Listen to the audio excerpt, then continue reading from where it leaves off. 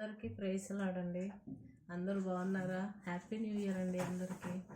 దేవుడు మనకి ఇచ్చినటువంటి గొప్ప దినాన్ని బట్టి దేవుని నామానికి స్తోత్రం. ఈ దినం మనల్ని సజీవుల లెక్కలో ఉంచినటువంటి ఆ పరలోక తండ్రికి వందనాలు స్తోత్రాలు చెల్లిస్తూ ఉన్నాను. నిజంగా మనల్ని 2024 సంవత్సరం వరకు దేవుడు ఆయన శ్రేష్టమైన రెక్కల క్రింద భద్రపరిచి దాచాడందుని బట్టి దేవునికి స్తోత్రం. మరి నూతన సంవత్సరంలో 2025 సంవత్సరంలోకి మనం తిరిగి ప్రవేశించి ఉన్నాం. 8 దినాలు ముగించుకొని 9వ దినంలోకి ప్రభు మనల్ని నడిపించాడు. అందుని బట్టి దేవాతి దేవునికి స్తోత్రం.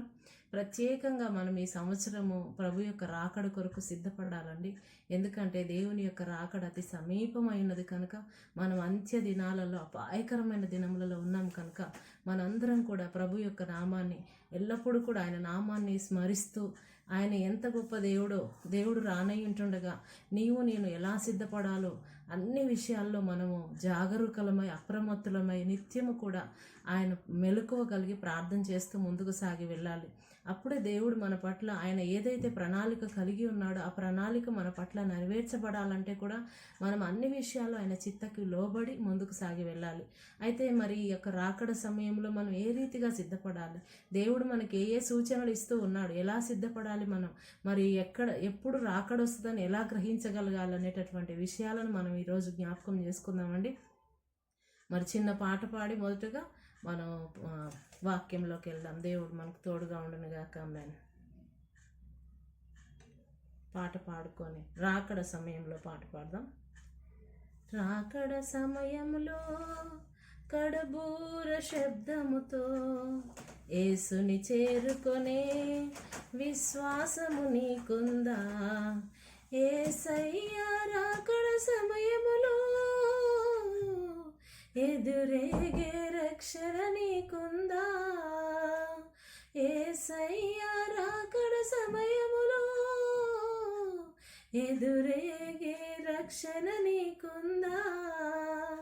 లోకాశలపై విజయము నీకుందా? లోకాశలపై విజయము నీకుందా? రావయ్యా యేసయ్యా వేగమే రావయ్యా, రావయ్యా యేసయ్యా వేగమే రావయ్యా. రాకడ సమయములో కడబూర శబ్దముతో యేసుని చేరుకొనే విశ్వాసము నీకుందా? విశ్వాసము నీకుందా? ఇంపైన ధూప వేదికగా కన్నీటి ప్రార్థన నీకుందా? ఇంపైన ధూప వేదికగా ఏకాంత ప్రార్థన నీకుందా? యేసు ఆశించే దీన మనసుందా? యేసు ఆశించే దీన మనసుందా? రావయ్యా యేసయ్యా వేగమే రావయ్యా, రావయ్యా యేసయ్యా వేగమే రావయ్యా. రాకడ సమయములో కడబూర శబ్దముతో యేసుని చేరుకొనే విశ్వాసము నీకుందా? దినమంతా దేవుని సన్నిధిలో వాక్యము కొరకు ఆకలి నీకుందా? దినమంతా యేసుని సన్నిధిలో వాక్యము కొరకు ఆకలి నీకుందా? యేసునాథునితో సహవాసం నీకుందా? యేసునాథునితో సహవాసం నీకుందా? రావయ్యా యేసయ్యా వేగమే రావయ్యా, రావయ్యా యేసయ్యా వేగమే రావయ్యా. రాకడ సమయములో కడబూర శబ్దముతో యేసుని చేరుకొనే విశ్వాసము నీకుందా? విశ్వాసము నీకుందా? విశ్వాసము నీకుందా? అవును, యేసయ్య రాకడ సమయంలో ఆయనను ఎదుర్కొనేటటువంటి విశ్వాసం మనకుందా? నిజంగా మనం ఆయన రాకడ కొరకు సిద్ధపడుతూ ఉన్నామా? లేదంటే నోవాహు దినముల వలె మనం కూడా ఈ లోకములో కలిసిపోతూ తింటూ త్రాగుతూ వివాహాలు చేసుకుంటూ విందులు వినోదాలు చేసుకుంటూ ప్రభు రాకడ వస్తుంది అని మరి ఎంతగానో మనం ఎన్నో విధాలుగా ఎన్నో మరి వాక్యాలు మనం వింటూ ఉన్నాం. ప్రభు రాకడ సమీపమైంది, అందరూ సిద్ధపడండి, జాగరూకులై ఉండండి, అప్రమత్తులై ఉండండి, మెలకువగా ఉండండి, మరి ప్రార్థన చేస్తూ ఉండండి అని ఎంతోమంది మరి దేవుని యొక్క సేవకులు ప్రవచిస్తూ ఉన్నారు, వాక్యం ద్వారా మనకి బోధిస్తూనే ఉన్నారు. అయినప్పటికీ మనం ఈ లోకంలోనే ఉంటూ ఉన్నాం. ఈ లోకంలో ఉన్నటువంటి చింతల్ని చూసుకుంటూ అయ్యో నా పరిస్థితి ఎలా ఉంటుంది, నా జీవితం ఏమైపోతుంది అని ఆలోచన చేస్తూ ఉన్నాము. కానీ మనం ఈ లోకంలో ఉన్నటువంటి వస్తువుల నిమిత్తమే మనం ఆలోచన చేస్తూ ఉన్నాం. ఈ లోక చింతలతోనే మనం మునిగిపోతూ ఉన్నాం. కానీ దేవుడికి అలాంటి వాంచలేదు. దేవుడు అంటున్నాడు, మొదటగా మీరు నా రాజ్యమును నా నీతిని వెతకండి, అప్పుడు అవన్నీ మీకు అనుగ్రహించబడును అని దేవుడు సెలవిస్తూ ఉన్నాడు. కనుక మనం ఈ లోకంలో ఉన్నటువంటి విషయాలపై గురించి మనం చింత పడకూడదు. నా బ్రతుకు ఏమవుతుందో, నా జీవితం ఏమవుతుందో, నాకు ఈ పరిస్థితులన్నీ ఎలా మారుతాయని ఇవన్నీ మనం ఆలోచించనక్కర్లేదు. ఎందుకంటే మన కొరకు ప్రాణమునే పెట్టినటువంటి మన పరలోక తండ్రి మన కొరకు ఉన్నాడండి. ఆయన మనల్ని ఎన్నడూ విడిచిపెట్టే దేవుడు కానే కాదు. ఆయన మనల్ని ఎప్పుడు కూడా నిజంగా మనం చూడండి, మన పిల్లల్ని ఏదైనా వారు అడిగినప్పుడు మనం ఇవ్వకుండా ఆగిపోతామండి. మన దగ్గర లేకపోయినా కూడా మనం ఇవ్వడానికి ఇష్టపడుతూ ఉంటాం. మరి అలాంటిది నీ కొరకు నా కొరకు కడుపేదవానిగా ఈ లోకంలోనికి వచ్చి నిన్ను నన్ను గొప్పవారిగా చేయాలని ఒక వాంఛతో ప్రభు మరి ఈ లోకములో మనము శ్రమ పడుతున్నామని, బాధలలో కష్టాల్లో వేదనల్లో కన్నీటితో శాపములతో మనం నలిగిపోతున్నామని తెలుసుకొని ఆ తండ్రి ఈ లోకానికి వచ్చి తనను తానే రిక్తునిగా ఆ సిలువకు అప్పగించుకొని ఉన్నాడు. ఎందుకు అంటే మనల్ని అంతగా ఆయన ప్రేమిస్తూ ఉన్నాడు. కనుకనే ఆయన దినమెంతా చేతులు చాచి భారంతో ప్రయాసతో ఉన్న నా బిడ్డలారా నా ఎద్దుకు రండి అని పిలుస్తూ ఉన్నాడు. నీ భారాన్ని నాపై వెయ్యమని ప్రభు చెప్తూ ఉన్నాడు. కానీ మనం ఏం చేస్తున్నామంటే ఈ లోకంలో ఉన్నటువంటి చింతలన్నీ పట్టుకొని వాటి నిమిత్తమే ప్రయాసపడుతూ ఉన్నాం, వాటి నిమిత్తమే మనం ముందుకు సాగి వెళ్తూ ఉన్నాము. కానీ అయ్యో ప్రభు రాకడ దగ్గరకు వస్తూ ఉన్నది, నేను ఏ రీతిగా సిద్ధపడుతూ ఉన్నాను, నేను తెలుసుకున్నటువంటి ఈ యొక్క సువార్తను నేను ఏ రీతిగా ఇతరులకు బోధించగలుగుతూ ఉన్నాను, నేను తెలుసుకున్నటువంటి ఈ యొక్క దేవుణ్ణి నేను ఇతరులకు చెప్పగలుగుతూ ఉన్నానా, లేదంటే నేను నా సొంత ఇష్టాల కొరకే నా సొంత ప్రయత్నాలలోనే నేను మునిగిపోతున్నానా అని ఈరోజు ఒకసారి మనం పరీక్ష చేసుకోవాలండి. ఎందుకంటే చూడండి, ఆకాశ పక్షుల్ని చూడు, అవి విత్తవు, అవి కోయవు, అవి గరిసెలలో దాచుకోవు, కానీ వాటిని దేవుడు పోషించట్లేదండి. మనల్ని కూడా పోషించే దేవుడు ఆయన. మనల్ని అన్నిటి మీద అధికారిగా దేవుడు నియమించి ఉన్నాడు. నిజంగా ఈరోజు మనము ఆ యెహోవా దేవుడుగా గల జనులు ధన్యులను దేవుని వాక్యం సెలవిస్తూ ఉంది. అంటే మనం ఈ లోకంలో ఆ దేవుణ్ణి నమ్ముకొని ఆయన బిడ్డలుగా ఉన్నందుకు మనం ఎంతో ధన్యులమండి. ఆ ధన్యత మనం తెలుసుకోలేకపోతా ఉన్నాం. కనుకనే ప్రభు మన నిమిత్తం ఎంతో చింతిస్తూ ఉన్నాడు.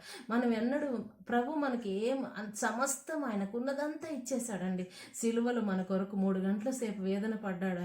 ఆయనకున్నదంతా, ఆయన శరీరంలో ఉన్న చివరి రక్తపు బొట్టు వరకు నీ కొరకు నా కొరకు కార్చి ఆయన మరణమును గెలిచి పునరుత్థానుడై తండ్రి కుడి పార్శ్వమున విజ్ఞాపనకర్తగా మన కొరకు అనుదినము ఆయన మొరపెడుతూనే ఉన్నాడండి. అందుని బట్టి దేవుని నామానికి స్తోత్రం.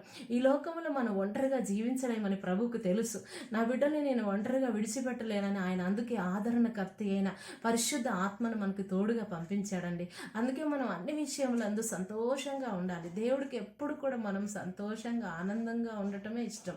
అందుకే ఫిలిప్పీయులకు రాసిన లేఖ 4:4 దేవుడు చెప్తున్నాడు, నేను ప్రభునందు ఆనందించుడి, మరలా చెప్పుచున్నాను ఆనందించుడి అని. ఎప్పుడు మనం సంతోషంగా, మన పిల్లలు దుఃఖంతో ఉంటే మనకి ఇష్టం ఉంటుందా అండి? లేదు కదా. మన పిల్లలు సంతోషంగా ఉన్నప్పుడే మనం సంతోషంగా ఉంటాం. వాళ్ళు అనారోగ్యం వచ్చినా లేకపోతే ఏ పరిస్థితుల మధ్యలోనైనా వాళ్ళు దుఃఖంతో ఉంటే మనం కూడా వాళ్ళతో పాటు కన్నీరు విడుస్తాం. ఈ లోకంలో ఉన్నటువంటి పిల్లల గురించే మనం ఇంతగా ఆలోచన చేస్తే మరి మన పరలోక తండ్రి మన నిమిత్తం ఎంత ఆలోచన కలిగి ఉంటాడు కదా. అందుకనే ఎప్పుడు కూడా మనం దేవుడి వైపే మన చేతులు ఎత్తాలి. మనుషులను మనం ఎవరిని ఆశ్రయించకూడదు. మరి ఈ లోకములో జరుగుతున్న సంగతులను బట్టి దేవుడు చెప్తూ ఉన్నాడు మనకి మత్తయి సువార్తలో 14వ అధ్యాయంలో దేవుడు చెప్తూ ఉన్నాడు, మీరు ఎంత మాత్రం కలవరపడొద్దు, జరుగుతున్న సంగతులన్నిటిని బట్టి మీరేం దిగులు చెందొద్దు. కానీ ఎలా ఉంటుందయ్యా నీ రాకడ సమయం ఎలా అని మేము ఎలా కనుక్కోవాలని శిష్యులు ప్రభుని అడిగినప్పుడు ప్రభు చెప్తున్నాడు, మీరు జరుగుతున్న సంగతులను బట్టి మీరేం కలవరపడొద్దు, కానీ ఇదిగో నా రాకడ సమయం ఇలా ఉంటుంది. ఈ సూచనలన్నీ మీరు చూసినప్పుడు రాకడికి ఇవే ఆరంభములు అని మీరు గమనించండి అని దేవుడు శిష్యులతో చెప్పినట్లుగా మనం చూస్తూ ఉన్నాం. అయితే ఏం చెప్తున్నాడు ప్రభు, మీరు భూకంపాలు, సునామీలు, మరి యుద్ధములు, రాజ్యముపై లేవటము, మరి కుటుంబాల్లో ప్రేమ నశించిపోవటము, మరి ఈ సంగతులు, కరువులు రావటము, సునామీలు, భూకంపాలు ఇవన్నీ రావటం మీరు కనులారా చూస్తారు.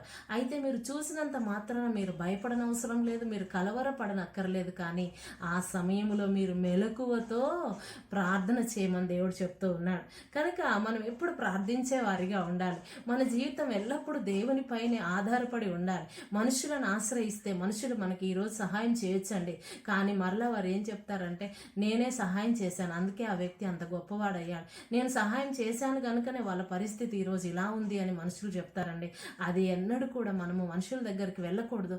మనుషులే, దేవుడేనండి. అందుకే యెహోవాను ఆశ్రయించటం మనకు ఎంతో మేలు. మనుషుల పాదములు ఆశ్రయించుట కంటేను, భూరాజుల పాదములు ఆశ్రయించుట కంటేను యెహోవానైనా నా పాదములు ఆశ్రయించటం మీకు మేలుకరం అని దేవుడు చెప్పాడు. కనుక మనం ఎప్పుడు ఆయన పాదాలు పట్టుకోవాలి. ప్రభు రాకడికి మనం సిద్ధపడాలి. ఈ సమయంలో, ఈ యొక్క సంవత్సరంలో ప్రత్యేకముగా మనం ఒక తీర్మానం తీసుకోవాలి. ప్రభా, నేను ఈ రాకడకు సిద్ధపడాలయ్యా.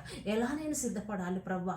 నిజమే, దానియేలు గ్రంథంలో నువ్వు చెప్పినట్లుగా రాకడ గురించినటువంటి విషయాలన్నీ అయ్యా అప్పుడు ప్రవచనాలన్నీ ఇప్పుడు నెరవేరుతూ ఉన్నాయి ప్రభువా.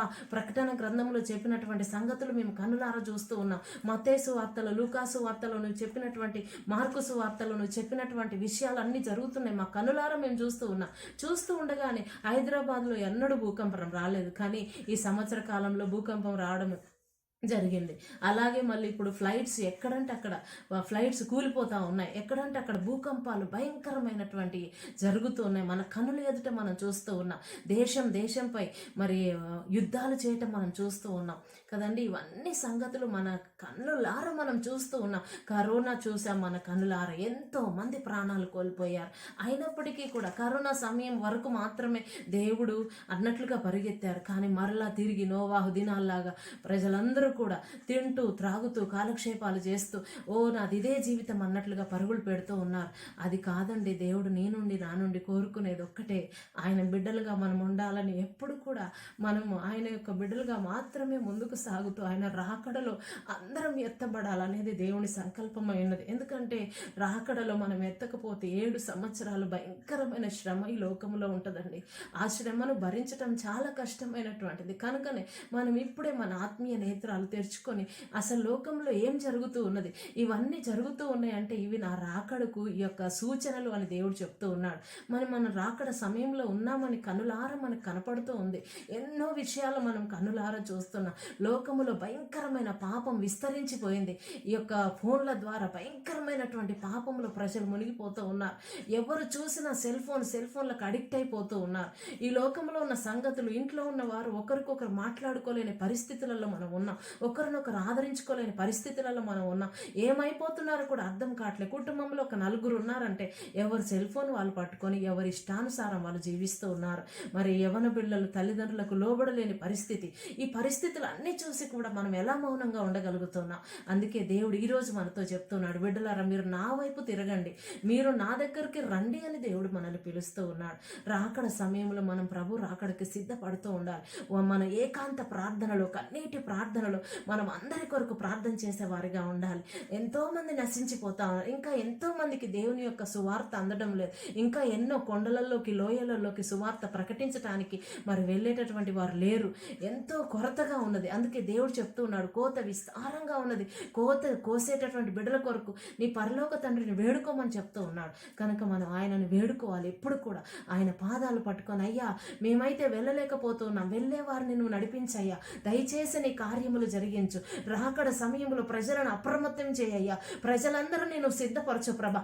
అయ్యా అంత్య దినంలో నా ఆత్మను అందరిపై కుమరిస్తానన్నా, దయచేసి నీ ఆత్మతో ప్రతి ఒక్కరిని నింపు ప్రభా అని ఆ దేవాది దేవునికి ప్రార్థన చేయాలండి.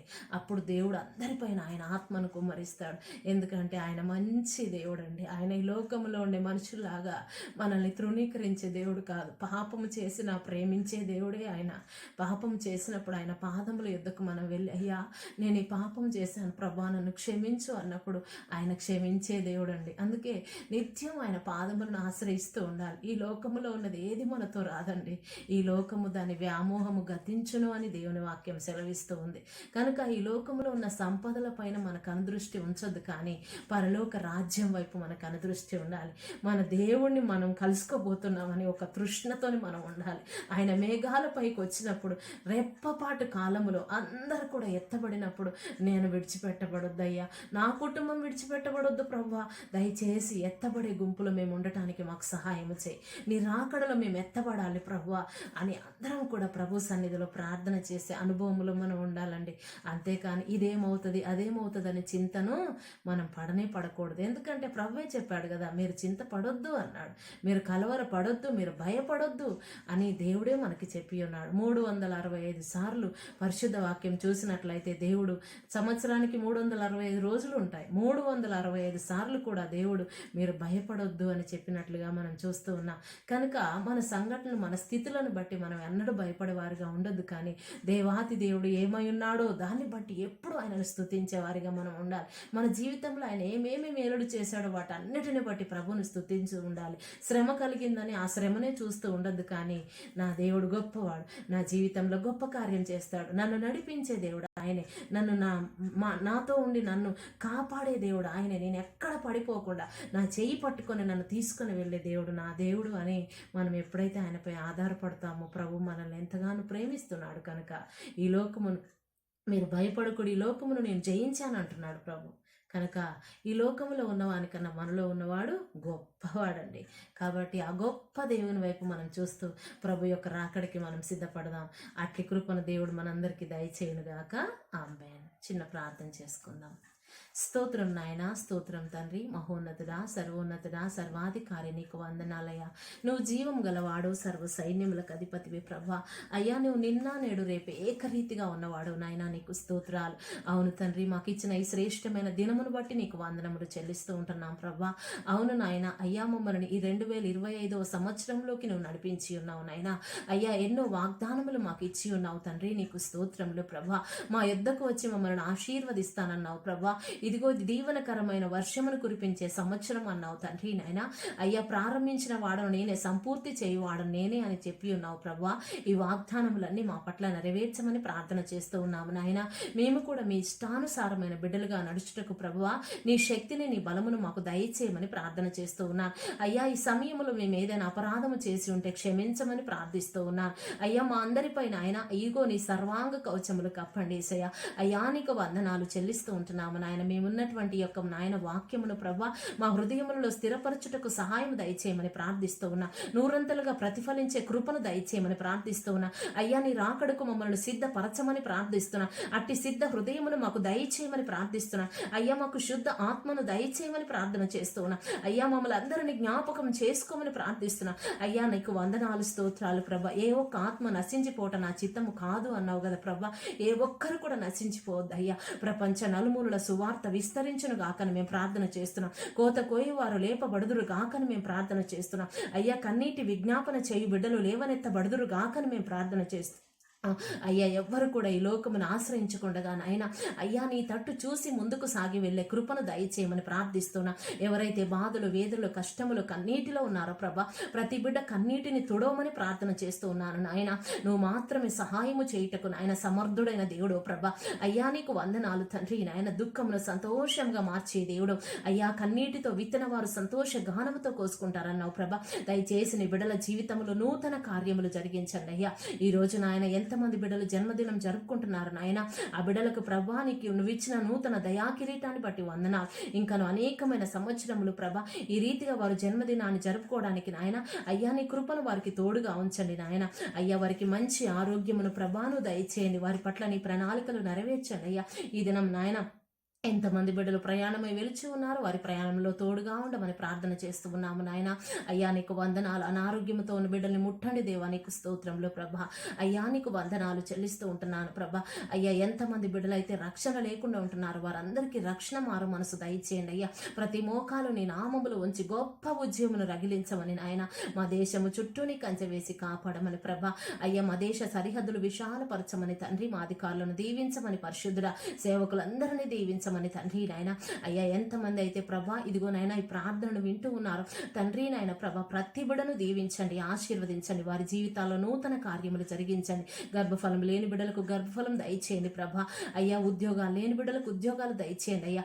ఆర్థికంగా ఇబ్బందులు పడుతున్న ప్రతి బిడ్డ కుటుంబంలో నాయన 5 రొట్టెలు 2 చేపల అనుభవమును దయచేయండి ప్రభా. కానపరిలో నీటిని ద్రాక్షరసముగా మార్చబడినట్లుగా అట్టి కార్యములు జరిగించి నీ నామాన్ని మహిమపరచుకోమని తండ్రి నైనా.